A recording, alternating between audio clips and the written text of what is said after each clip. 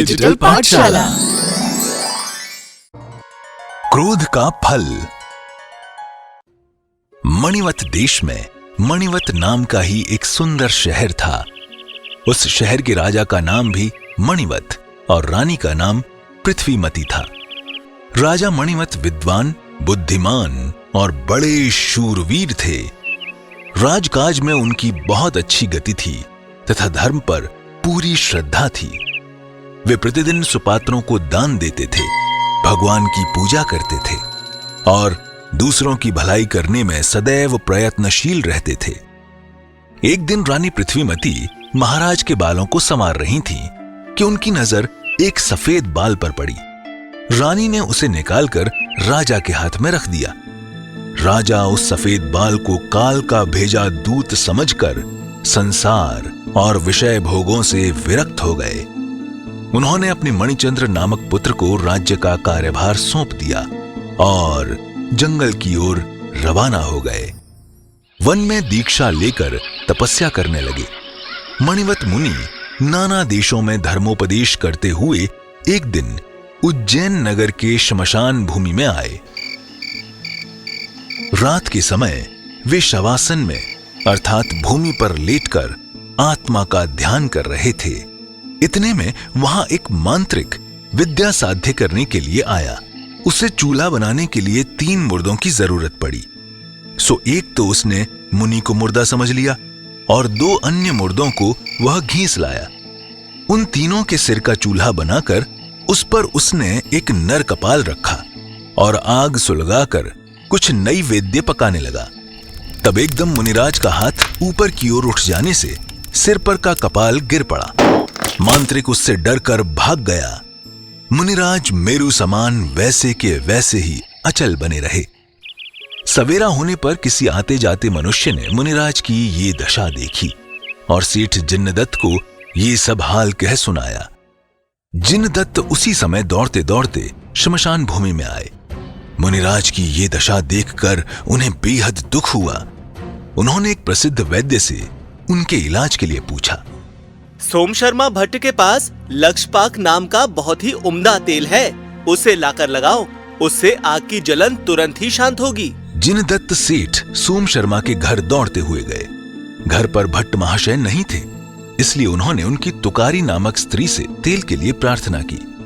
उसके पास तेल के कई घड़े भरे रखे थे।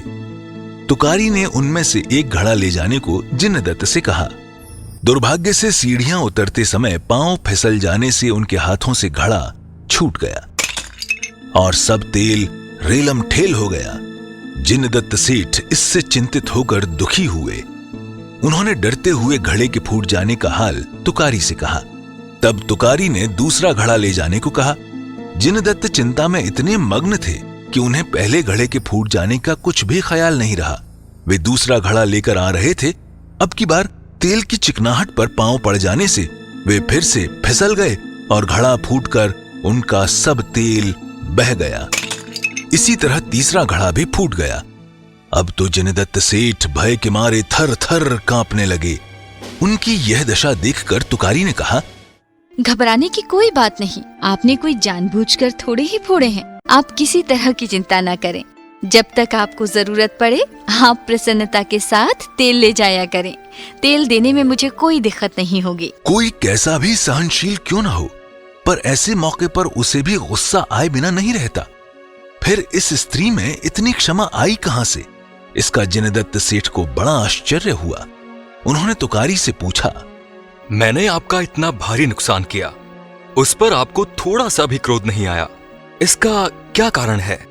भाई, क्रोध करने का फल जैसा चाहिए वैसा मैं भुगत चुकी हूँ, इसलिए क्रोध के नाम से ही मेरा जी कांप उठता है।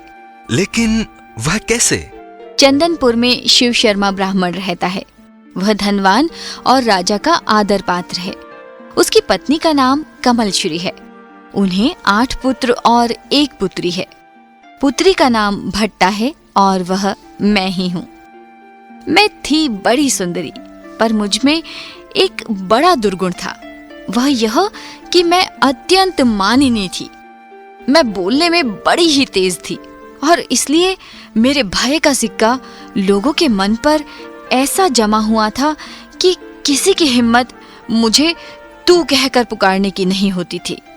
मेरा ऐसा अभिमान देखकर मेरे पिता ने एक बार शहर में डोंडी पिटवा दी कि मेरी बेटी को कोई तू कहकर ना पुकारे, क्योंकि जहां मुझसे किसी ने तू कहा कि मैं उससे लड़ने झगड़ने को तैयार ही रहा करती थी, और फिर जहां तक मुझ में शक्ति होती मैं उसके हजारों पीढ़ियों को एक पल भर में अपने सामने ला खड़ा करती।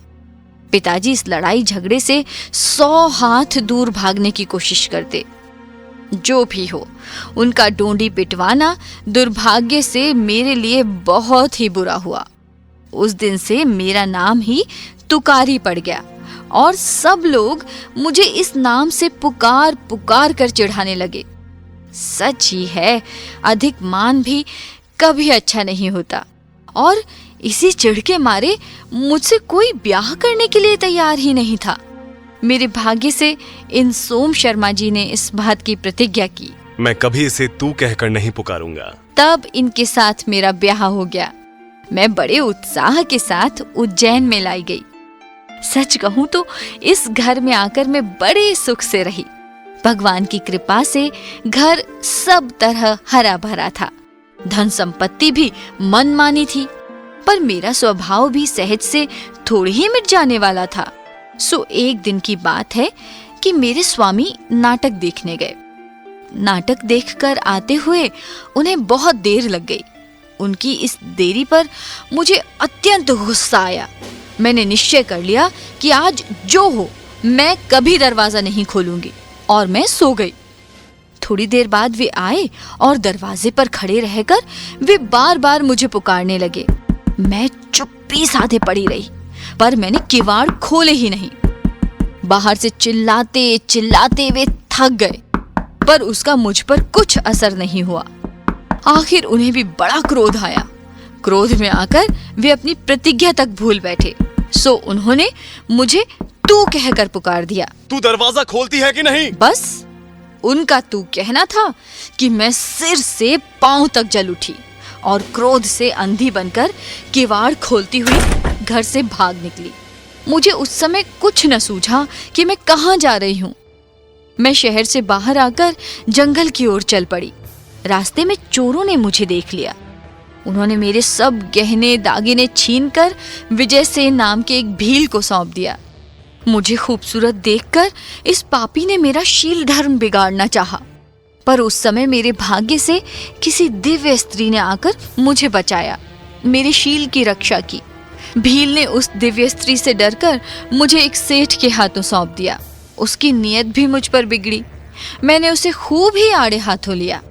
इससे वह मेरा तो कुछ न कर सका, पर गुस्से में आकर उस नीच ने मुझे एक ऐसे मनुष्य के हाथ सौंप दिया जो मनुष्यों के खून से रंगकर कंबल बनाया करता था। वह मेरे शरीर पर जोंक लगा लगाकर मेरा रोज रोज बहुत सा खून निकाल लेता था और उसमें फिर कंबल को रंगाया करता था। सच ही है, एक तो वैसे ही पाप कर्म का उदय और उस पर ऐसा क्रोध। तब मुझ जैसी अभागी स्त्री को यदि पद पद पर कष्ट उठाना पड़े तो उसमें आश्चर्य है क्या। इसी समय उज्जैन के राजा ने मेरे भाई को यहाँ के राजा पारस के पास किसी कार्य के लिए भेजा था। मेरा भाई अपना काम पूरा कर उज्जैन की ओर जा रहा था कि अचानक उसने मुझे देख लिया। मैंने अपने कर्मों पर बड़ा पश्चाताप किया। जब मैंने अपना सब हाल उससे कहा तो उसे भी बहुत दुख हुआ। उसने मुझे धीरज दिया। इसके बाद वह उसी समय राजा के पास गया और राजा से सब हाल कहकर उस कंबल बनाने वाले पापी से मेरा पंजा छुड़ाया। वहां से लाकर बड़ी आरजू मिन्नत के साथ उसने मुझे फिर से स्वामी के घर ला रखा। सच ही है, सच्चे बंधु वे ही हैं जो कष्ट के समय काम आवे। यह तो तुम्हें मालूम ही है कि मेरे शरीर का प्रायः खून निकल चुका था। इसी कारण घर पर आते ही मुझे लकवा मार गया। तब वैद्य ने यह लक्षपाक तेल बनाकर मुझे ठीक कराया। इसके बाद मैंने एक वीतरागी साधु द्वारा धर्मोपदेश सुनकर सर्वश्रेष्ठ सम्यक्त्व और व्रत ग्रहण किए। साथ ही ये प्रतिज्ञा की कि आज से मैं किसी पर क्रोध नहीं करूंगी। यही कारण है कि अब मैं किसी पर क्रोध नहीं करती। अब आप जाइए और इस तेल द्वारा मुनिराज की सेवा कीजिए। अधिक देरी करना उचित नहीं है। जिनदत्त सेठ भट्टा को नमस्कार कर घर गए और तेल की मालिश आदि से बड़ी सावधानी के साथ मुनिराज की सेवा करने लगे। कुछ दिन तक बराबर मालिश करते रहने से मुनिराज को आराम मिल गया। सेठ ने भी अपनी सेवा भक्ति द्वारा बहुत पुण्य बंध किया। चौमासा आ गया था, इसलिए मुनिराज ने कहीं अन्यत्र जाना ठीक न समझ यहीं जिनदत्त सेठ के जिन मंदिर में वर्षा योग ले लिया। प्यारे बच्चों, देखा क्रोध का फल कितना दुखदाई होता है। हम थोड़ा सा गुस्सा करते हैं, रूठ जाते हैं और बाद में रोने लगते हैं। क्रोध करना, रूठ जाना हमारा स्वभाव नहीं है। उत्तम क्षमा ही हमारा धर्म है, हमारी पहचान है। अब जिनदत्त सेठ की आगे की कहानी कल देखेंगे। जय जिनेंद्र। धन्यवाद।